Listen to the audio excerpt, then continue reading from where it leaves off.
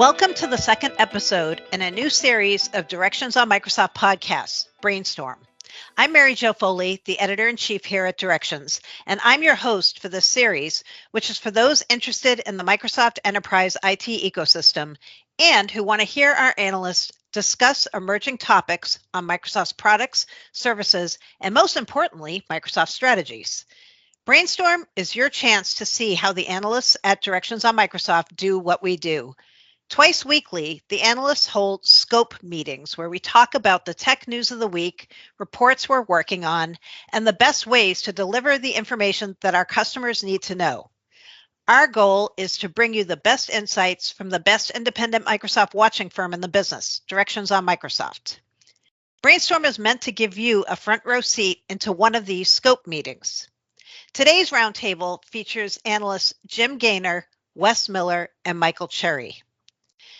As always with Brainstorm, our topic comes from an ongoing back and forth discussion between all the analysts about just what the impact of subscriptions will be on enterprises. That's our topic for this particular episode. Microsoft spent a lot of time and energy and maybe a lot of its market power over the last few years converting enterprise customers from perpetually licensed and generally on-premises software to subscription cloud services based on Azure and Microsoft 365. And going into this year, 2024, Microsoft is likely to continue this trend by making it harder and harder to avoid the Microsoft cloud. Microsoft's not alone here. For example, many people no longer own a printer. What they do have is a subscription for ink or toner. If they discontinue this subscription, they're no longer able to print on the printer that they purchase. The printer becomes a boat anchor.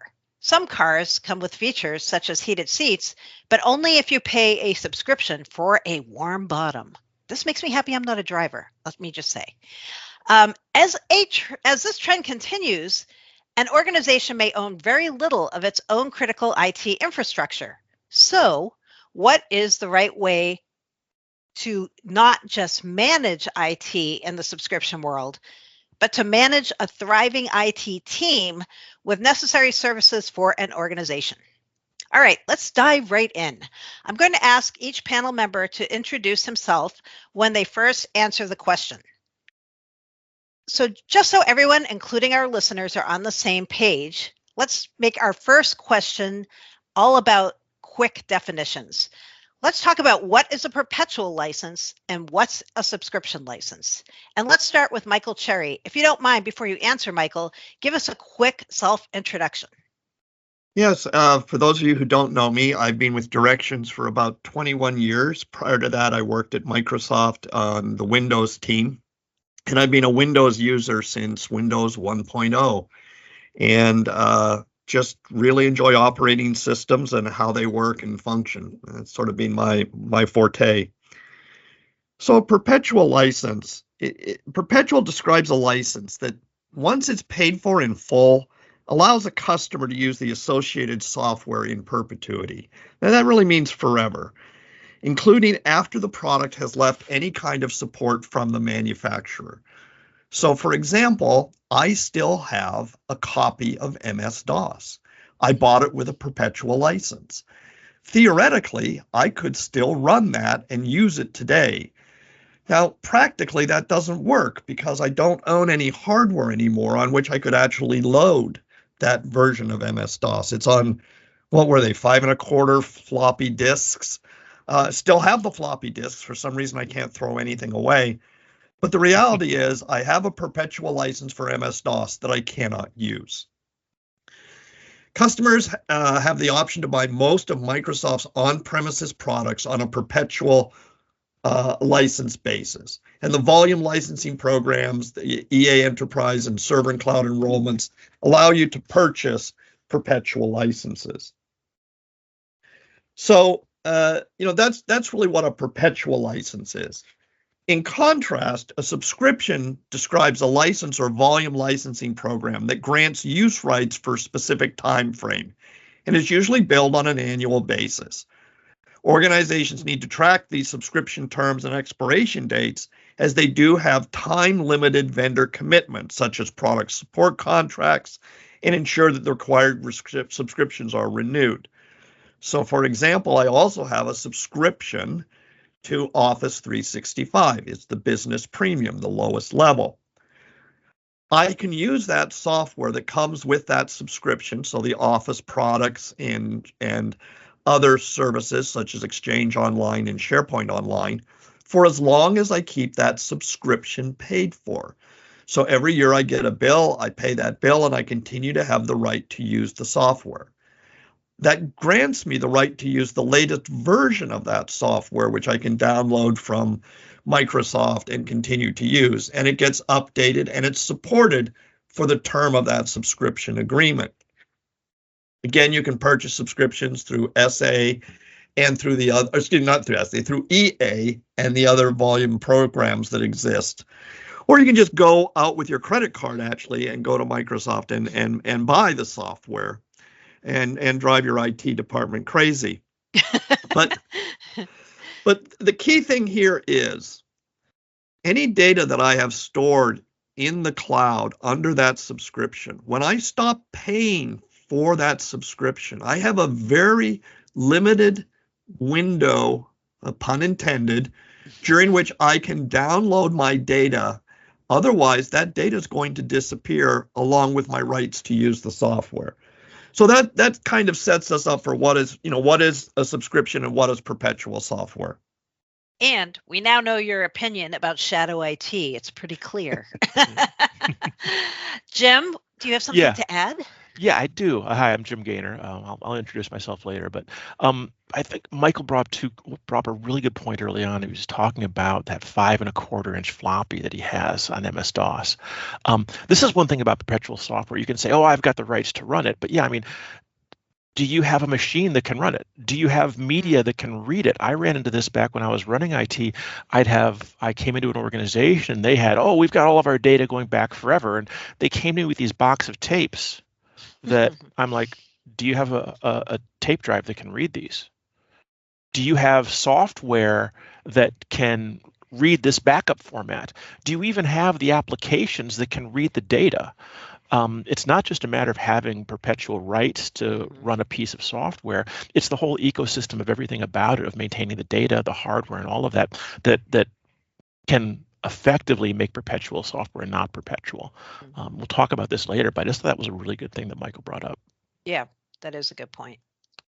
Okay, let's move on and talk a bit about the ways that Microsoft's making it harder for people to stay on perpetual software. Wes Miller, tell folks who you are and tell us about a report you wrote about software becoming a service. Also, I'm just wondering, why does everything at Microsoft seem to have to be a service? What are they doing in that vein? So my name is Wes Miller. I am an analyst who's been at Directions for, 13 and a half years. It's something about the year 13. I'll get to 14 soon. So before that, I worked at a bunch of different companies in Austin, including Winternals, acquired by Microsoft. And prior to that, I worked at Microsoft for 7.5 years, mostly on Windows XP and Windows Server 2003. So, as Michael was talking about it, a bunch of things hit me. And I think one of the key things to remember is that Microsoft is changing several angles at the same time. They are turning everything into a subscription instead of perpetual software. Most client-side software they're converting from per device, which was, it's the oldest model that Microsoft has for licensing software. That's basically what they used with IBM back in the day, because it was per the device that you purchased. And on the other side, per user is traditionally used now, and there's benefits to the customer when you go per user, but Microsoft is very much banking on the lock-in that Michael described, the fact that once you're there, you really don't want to quit because of the potential for data loss, so it helps to keep customers forcibly going that direction. And I think that's an important thing. So we see this move. And on the server side, you see a similar thing. And Jim can talk about it as well. We see server technology moving from it used to be licensed on a per host basis, and now it's sometimes licensed per host. But with Azure services, it's often actually licensed, a lot of the security services, on a per VM basis. So they have a bunch of models that can fit. But the point is, to your question, everything is a subscription. So why? Why subscriptions? we can go back, we hop in our time machine 20 years and we see Microsoft start up. Michael mentioned software assurance under an EA. And software assurance was, as Michael was actually one of the first people to point out to me, was the original subscription, the OG subscription. And the challenge for Microsoft, for those who don't know, is that basically every 3 years, Microsoft will have customers tee up and they can decide, do we want to keep paying that or not? The challenge for Microsoft is they get rewarded by pundits and by, of course, shareholders to keep sales revenue growing in a predictable way. And one of the best ways to do that is by converting everything into subscriptions. So subscriptions benefit Microsoft in terms of revenue stability, revenue growth, and they can keep adding on new tiers of service when they need to have a new boost to revenue, which we're seeing pretty much across the board, as you and I have talked about, with things that threaten to become E7. No, there's no word of that yet.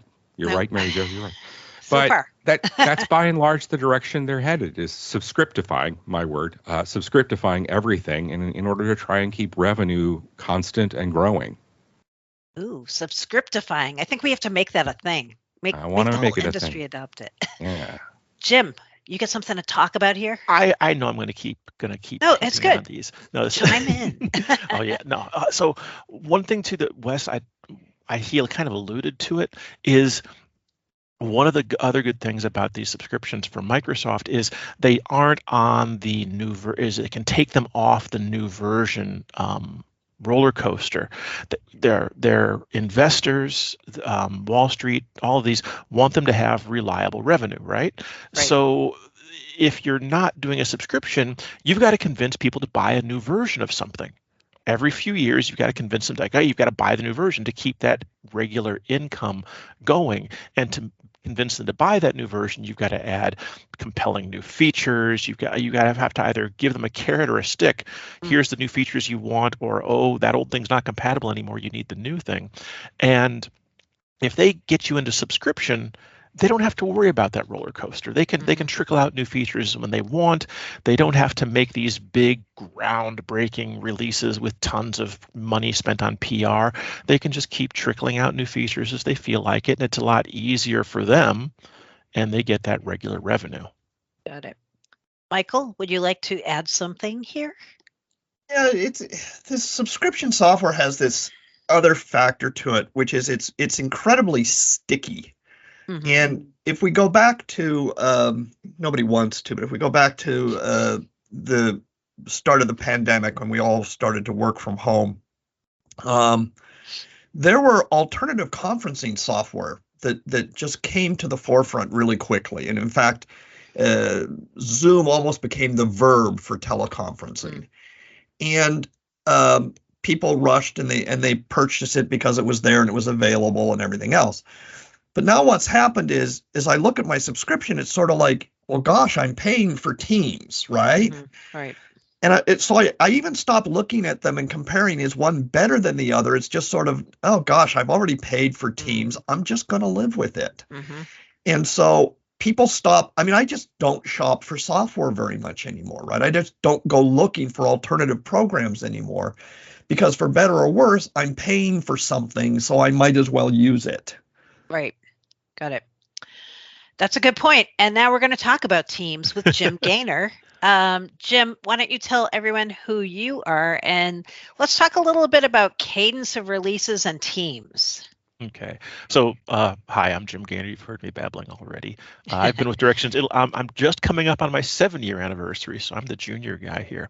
And unlike Michael and Wes, I never worked for Microsoft or Amazon or Facebook or those. I've been in the trenches doing IT for large universities and a large engineering company for a while.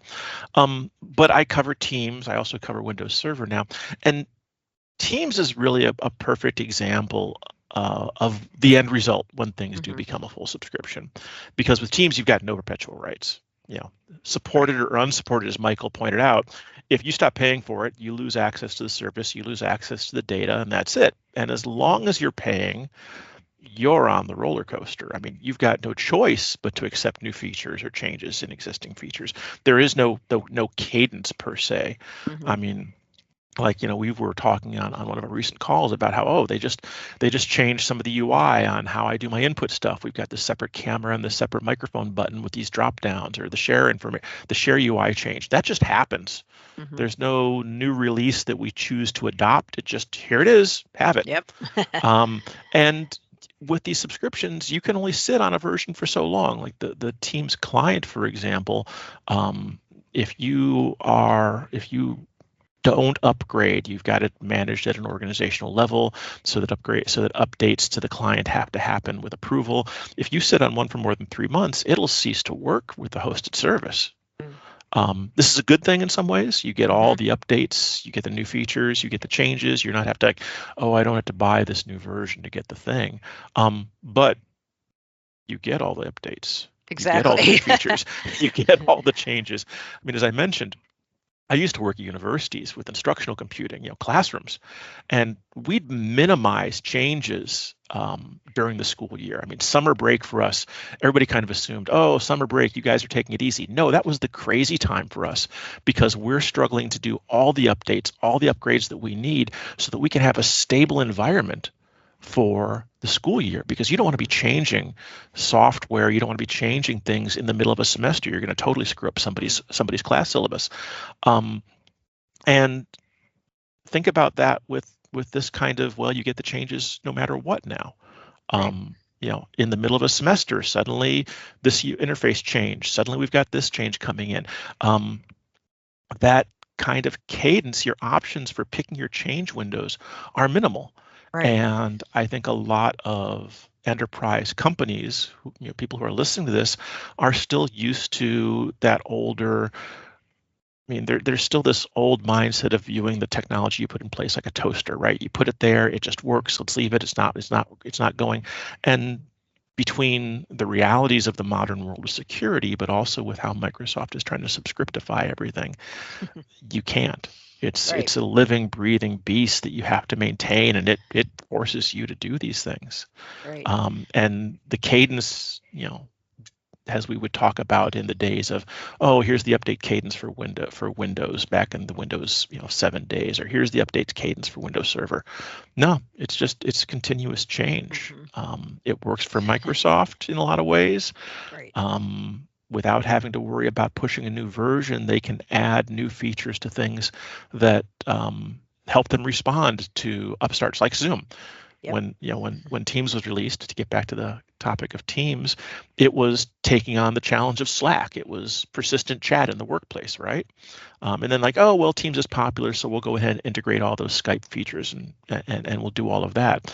And then the pandemic hit and everybody wanted to audio conference, and suddenly you saw this huge focus on enhancing the audio and video conferencing capabilities of Teams so that it could take on this challenge and become, as Michael mentioned, the good enough choice.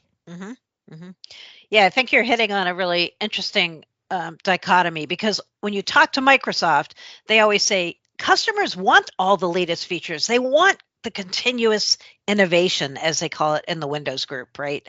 But then when you talk to customers, you're like, do they though? Like, do they really want to have 5 feature updates a year? I don't know. Do they? So there's a fun little anecdote I remember, and this is, it's not Microsoft per se, but wanting the latest, coolest things.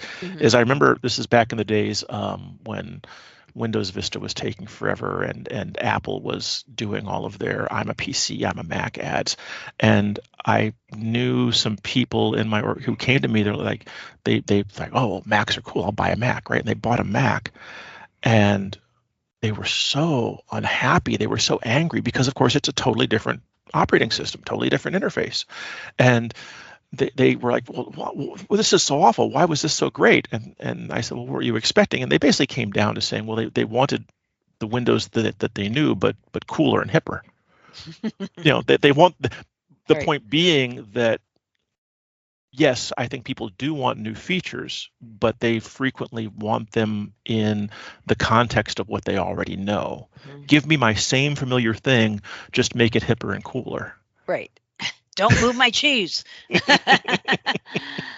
Okay, on that point, let's take a quick break to talk a bit more about what we do here at Directions on Microsoft. First and foremost, despite our name, we are not affiliated with Microsoft. We provide product strategy and licensing information about Microsoft enterprise products. Among the many services we offer are our regular Microsoft licensing boot camps, meant to help customers new to licensing get up to speed and veterans to refresh their knowledge about Microsoft licensing. We also offer advisory services such as EA negotiation support and Microsoft strategy assessments, where we help you one-on-one with your specific Microsoft product questions and licensing issues. Go to directionsonmicrosoft.com or email info@directionsonmicrosoft.com to learn more about all the services that we offer. Okay, back to our esteemed panel. Now that we understand what subscriptions are and how everything is heading towards being a subscription, let's talk about a natural tendency, fighting the cadence, or trying to stay on perpetual software. Is this really a workable strategy these days? Who wants to go first? This is a good one. So I'll jump in, Mary Jo. Okay. And this is because it's been a real kind of epiphany for me lately, and it's something I've been writing on lately. And I always start with history. It bugs everybody, I think, at Directions, but forgive me, it's me. If you think back to pre-Windows 10, a lot of IT people had a strategy for how they rolled out new versions of Windows, and that was you didn't do it until you got the first service pack, because that's when you knew it was stable. So we had built in for many years this natural tendency to kind of be resistant to taking, being the person who jumped on the first release and rolled it out until you saw how it was going. Mm-hmm. We also had a tendency to do to image machines, which was we would take a machine in a lab, we would set it up the way we absolutely wanted it, and then we would make an image of that machine, and then we would stamp that image out onto all the other machines in the company, and that's how we would do it. So that took a fair bit of time to do, and so it created this sort of natural lag. You didn't want to roll out new versions till you're absolutely sure you liked them, and then you rolled them out in a really slow and controlled manner. What happened with Windows 10 is suddenly we were getting updates all the time. We get quality updates every Patch Tuesday, so that's once a month. And Microsoft's never been able to discipline itself not to put new features in with patches. So you patch your machine and suddenly something works differently, or there's something that you've never seen before is there. And so at first I had this sort of natural tendency with Windows 10 to kind of want to slow it down. And I realized I couldn't slow it down forever, but I didn't want to go quite as fast as Microsoft wanted me to go. And now I've kind of done a 180 on that, because in today's environment with so much malicious software floating around, and with the way Microsoft has changed how they literally package updates for Windows with new features, you actually are creating a significant risk if you're not staying current with the subscription cadence. The first risk is that you won't get a patch done in time. And, almost every vulnerability that's found today becomes a zero vulnerability almost overnight. There's somebody who's able to exploit it almost immediately. So when you don't install patches in a timely manner, you're creating this new risk of exposure to ransomware or to some other very serious problem in your company. The second thing is, and I didn't realize this for a long time, the further you get behind in the support window. So right now with Windows 10 is supported and Windows 11 is supported.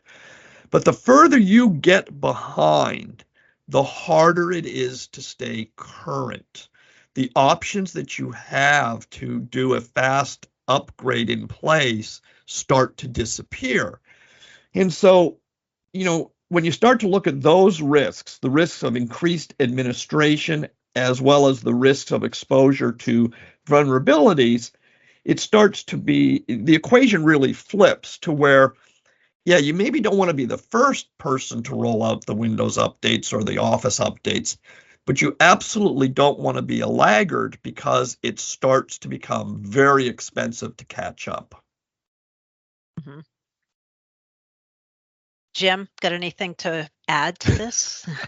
Oh, you're just picking on me now. I just know you probably do. So let's go. Well, it was interesting because I was literally just scribbling down, talking about Michael saying that the further you get behind, the harder it is to stay current. You're right. And one of the things I was thinking about, I'm working on some reporting regarding the next version of Windows Server 2025, and specifically, there's several improvements in Active Directory after a long time of Active Directory not being touched.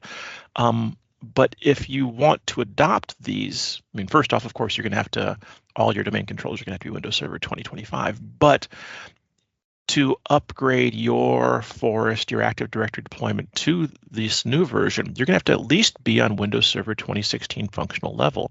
And I know there's a lot of orgs out there still on 2008, still on 2012 functional levels.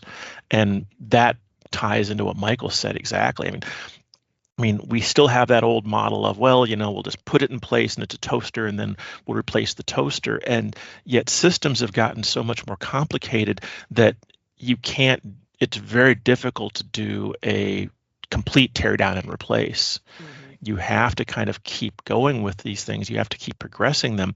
And in this case, that means you've got to even to adopt something new, you've got to bring your older stuff up to a level, a certain base level, so you can jump to the next.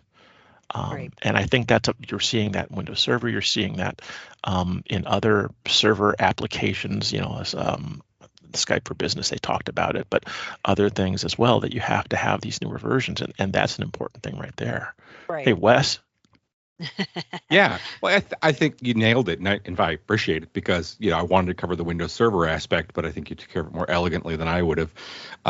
And I think that's a key thing, is that Windows Server and SQL Server are still this monolithic thing that's every, let's say, 3-ish years. SQL Server is less stable. But regardless, 3-ish years, and they're very monolithic. They require this huge in-place upgrade, et cetera.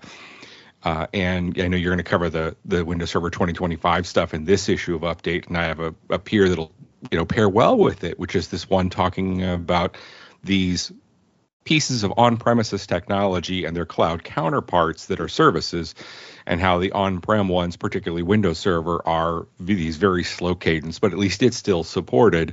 And then I have two other pieces, which are Configuration Manager and Endpoint Protection, which are not. They are now twice a year, down from 3. Used to be way more adventurous than that, but like everything else, Microsoft's ambition was bigger than the reality.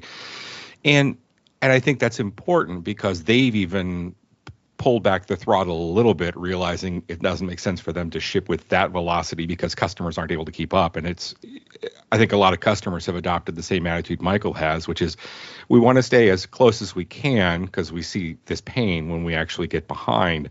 And then when we start looking at the hosted services variants of these, part of the beauty of them, if you could actually switch to them mostly or primarily, is that they are largely, quote, self-updating. That is, Microsoft takes care of the updates for you. So there's a benefit to them. And that's also, of course, that double-edged sword, that's why it's a subscription, because you don't get to sit still. It's Microsoft's terms on when you must move forward to that new technology.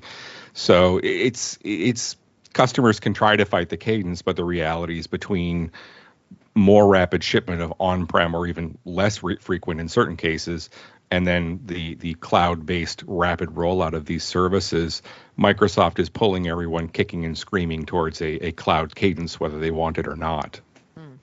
And there is still, just to reiterate that, there's the security aspect of it as well, that security threats are just so much more now. And while we all know that you're like, well, I applied the patches and nothing happened. Like, well, yes, that's the idea.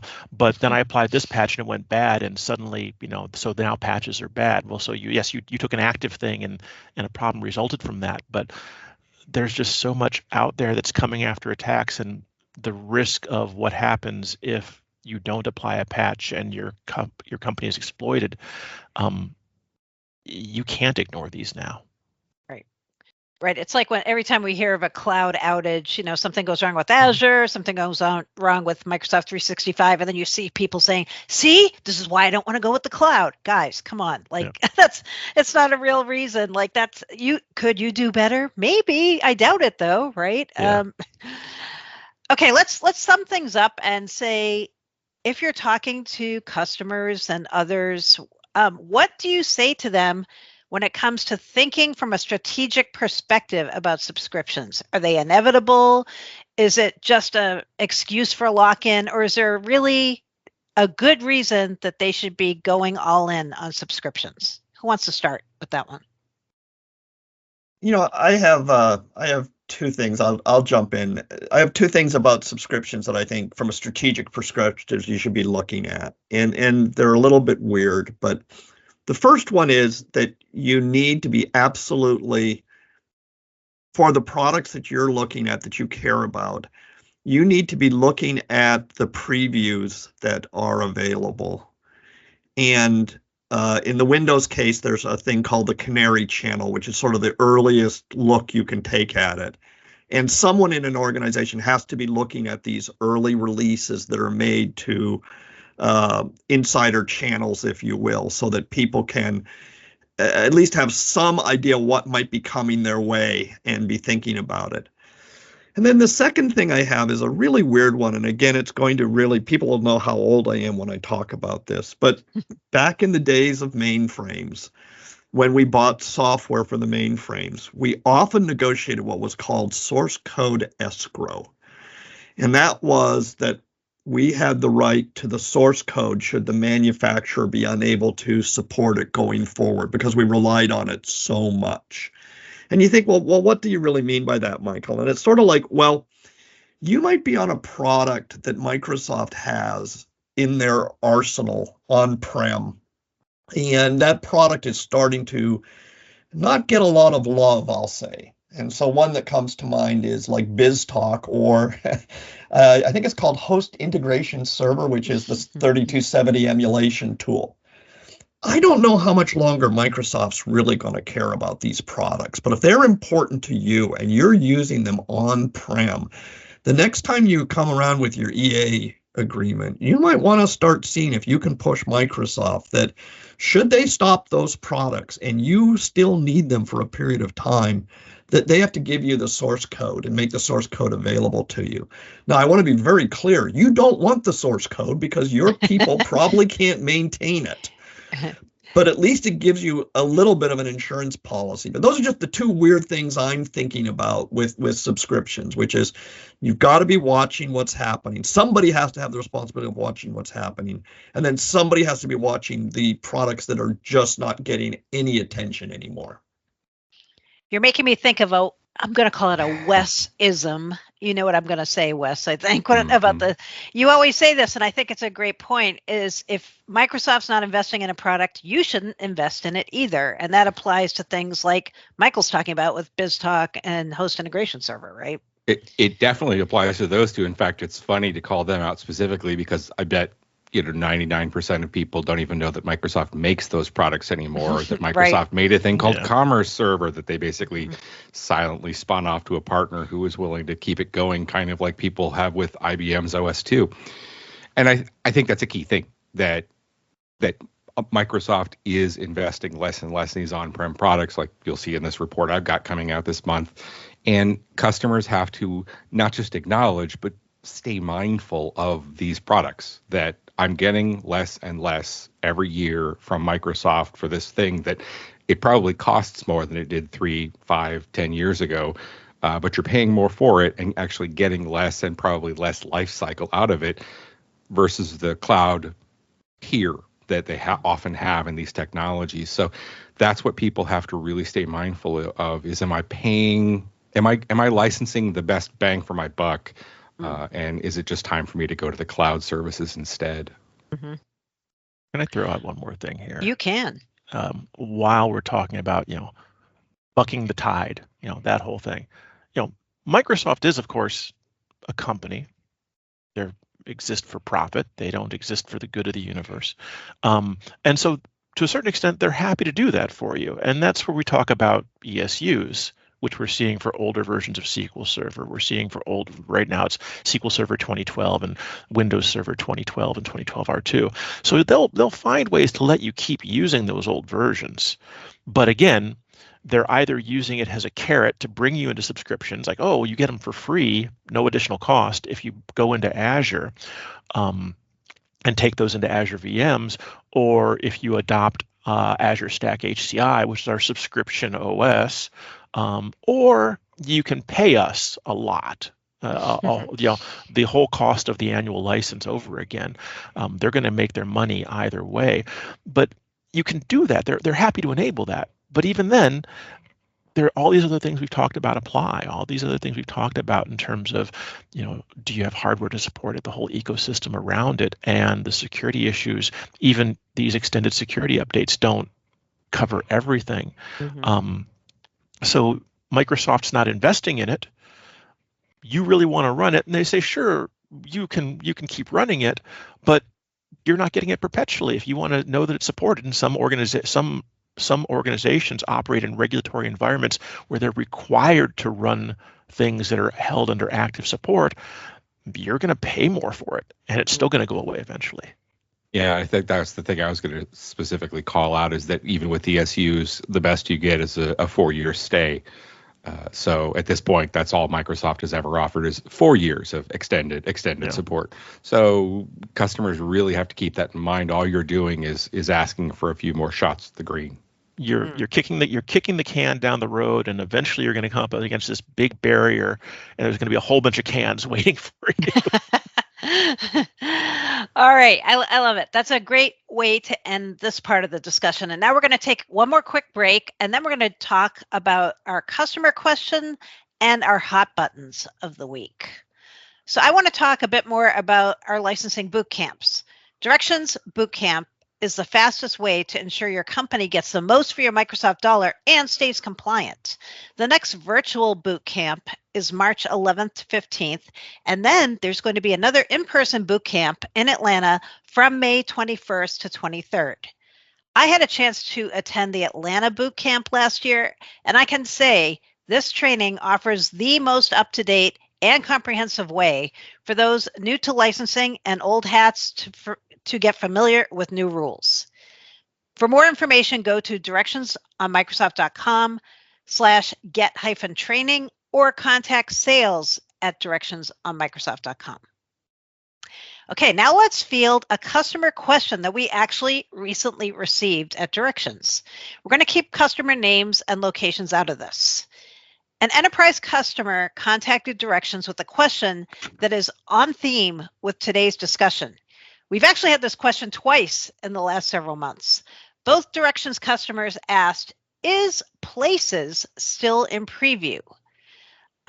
Places is something Microsoft, I think, announced a couple of years ago at Ignite. And so that brings up the whole issue, where is it? And should customers even put any reliance at all when a product is in preview? I know Jim Gaynor has a lot to say about this. Yeah, I don't know. So Places was announced in October of 2022. To a whole lot of fanfare back when hybrid work was the thing. Remember, we were talking about how great hybrid work before AI became the thing that everybody talks about all the time. And it's supposed to help you track where you are in the buildings and hot desk and make sure that you come into the office at a time when your colleagues are there and find meeting spaces where both the on-premises people and the people working from home can all get together best, all of that stuff. And people got really excited about it. And Microsoft said when they announced it, hey, it will be available in 2023. Crickets. Crickets. It is in private preview right now still. They stealth edited the blog posting to say it will be available in private preview in 2023. So we know there's a private preview going on, but there's been no additional information or anything. And a lot of companies were looking at this as a solution because this was a pain point for them. It still is. How do they get all their people in? And yeah, there's the product specific thing, but what it comes down to is companies started making very, very concrete plans about a product that Microsoft had announced, but never actually existed. There wasn't even a public preview.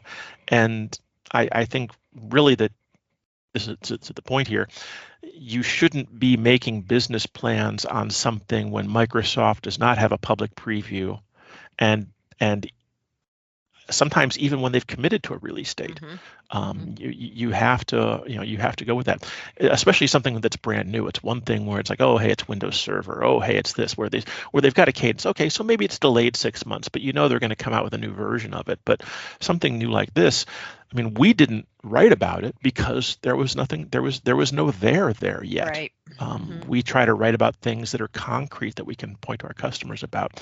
And that's one of the challenges with certain kinds of previews. Now, other kinds of previews, and I'm sure that Michael and Wes are about to talk about these, you do have to keep an eye on because they're coming. It's an established product. It's when you start talking about the new products that it's worrisome. And I'm going to yield the floor because I see them chomping at the bit. Wes?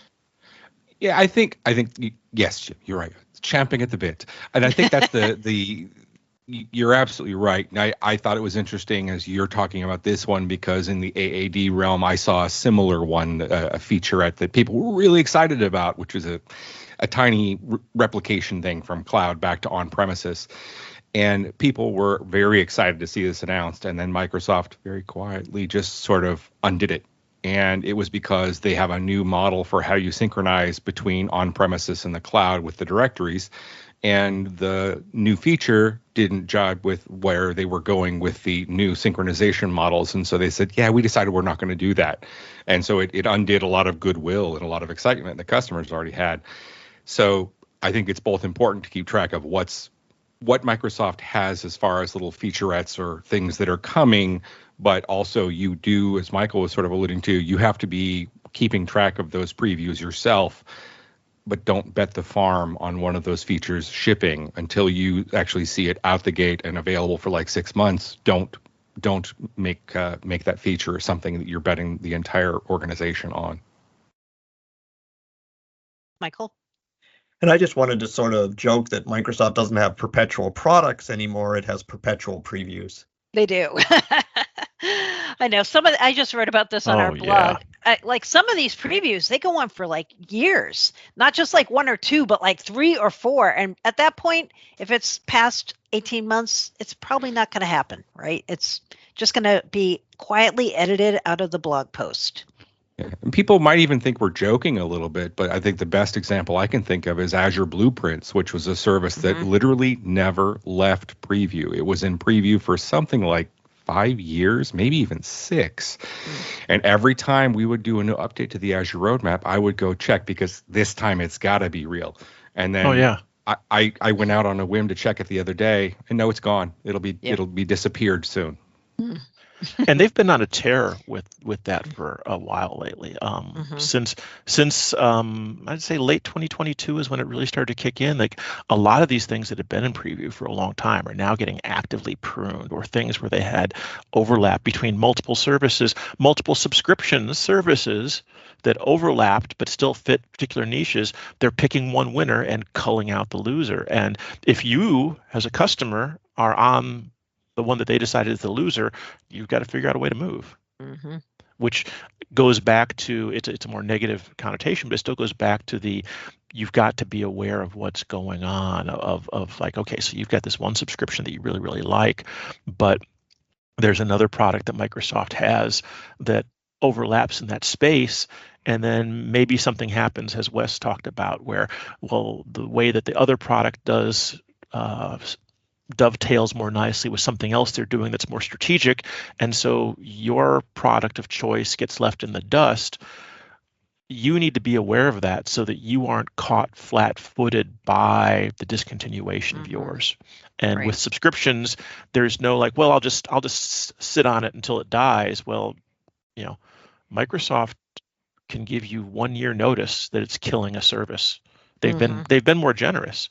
But they can just go down to 1 year on that with the policies that they've announced. That's true. And less if it's in preview. If it's in preview, none of that applies. Right. Okay. Let's do a quick round here of hot buttons. So this is what we do in our scope meetings at the end. If anyone wants to talk about things they're working on, things have caught their eye out there in the tech news world, or even something that's not tech news. It's all fair game for the hot button. So let's each talk about a hot button that you've got right now going on. I'll jump in. I'm wondering if it's possible to create a list, and this kind of ties on what we're doing today. What are the real things? And I mean by real things, they're legitimately barriers to getting rid of all of your on-premises. So what is it about maybe Exchange Online that you still need to keep an Exchange server? What are the things that keep you having to have an infrastructure, and are they legitimate, or is it just that we're clinging to the old on-prem stuff? Right, because there used to be a kind of an agreed upon list, I feel like, that everybody would say, well, it's because of government regulation, it's because of certain policies in our company. And now when you ask people, why do you still want to run Exchange server on-prem? Some have reasons still, but a lot of them are like, well, that's how we always did it, right? Yeah. And we're going to keep doing it. There the were a worst part couple of Exchange is that so much of it still comes down to identity replication, and I wish they could kill off Exchange server, but there's a lot of loose ends there still. But that's the thing, Wes, to find the ones that are really legitimate like that, right? So that we and customers can legitimately look at this list and say, yep, here's the things, here's what we're waiting for. Yeah, I think for me, it's hard to claim to be the curmudgeon here, but I'm going to do it at this moment in time. I think the thing that has me most curmudgeonly as I sit here and wait to find out if I do have jury duty next week or not is the fact that so many people are so excited about, quote, AI, and there's so much energy and PR spin about Copilot too, but just AI in general as being the saving grace for everything. And I'm really worried that large organizations are betting too much on this as something that can save them money, and they're going to be throwing good money after bad in order to make this a thing and creating more security and compliance problems for themselves, as well as having something that doesn't work down the road. So that's my hot button of the day. I saw a really good observation about AI, and not saying that it doesn't have good things. It's AI is not good enough to do your job, but it's good enough to convince your executives that it can. And that's a really scary thing when you think about it, and that you want to make sure you really have good information on the decisions you make. My hot button's a bit more applied, just because I've been spending a lot of time lately jumping into what's going on with the Windows Server 2025 and also Azure Stack HCI. The new version of that just went GA, and one thing I'm kind of realizing is we saw this back when they came out with Windows Server 2022. Shortly after that, they're like, okay, we're killing the semi-annual channel. We're just going to service this on the LTSC. And we're like, okay, Windows Server is simple again, right? It's simple again. It's just kind of there's Windows Server, and then they're going to have stuff with Azure Stack HCI. But now you look now, and we're kind of back to all these multiple versions again. You've got Windows Server 2025 is coming. Yay, cool. That's nice. Azure Stack HCI, oh, that's released annually, and a lot of new things come out on that. And now we've got Azure Edition, which is this version that gets some features earlier, and it's only for running on VMs in Azure hosting, whether it's in Azure VMs or it's on Azure Stack HCI or in Azure Stack Hub. And then just at the end of last year, here's the Windows Server annual channel for container host. It's a version of Windows Server, server core only, specifically for hosting containers. And I mean, I've got to be honest. Customers, if you're out there and you're really betting heavily on Windows Server containers, send me a line. I'd love to hear it, because most of the stuff in containers I'm hearing is Linux. But Windows Server annual channel for containers is specifically to have a version of Windows Server for hosting containers that lines up with the Kubernetes update cadence. And so now we've got 4 versions of Windows again, 4 versions of Windows Server technology again. Different update cadences, different ways that it goes. I'm like, it just got all complicated again. And I'm trying to make sense of all of this and help our customers make sense of it.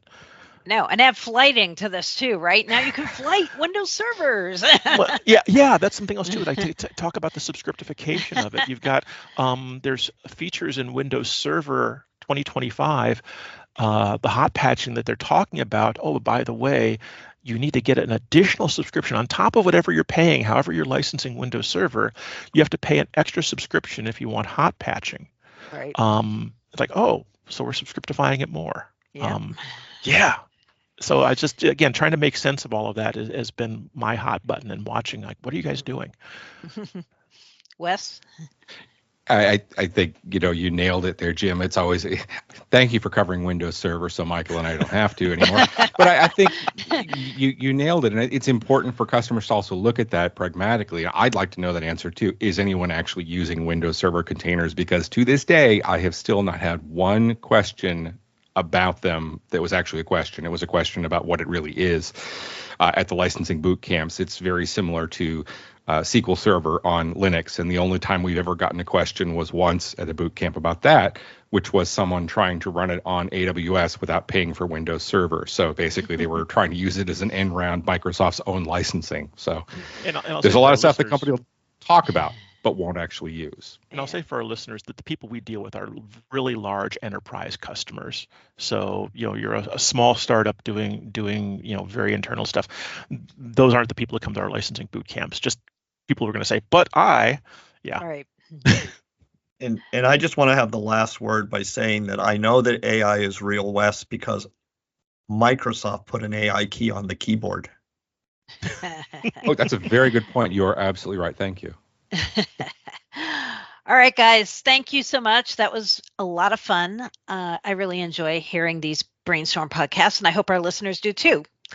I want to remind our listeners they can find a lot more coverage of all things Microsoft related on directionsonmicrosoft.com.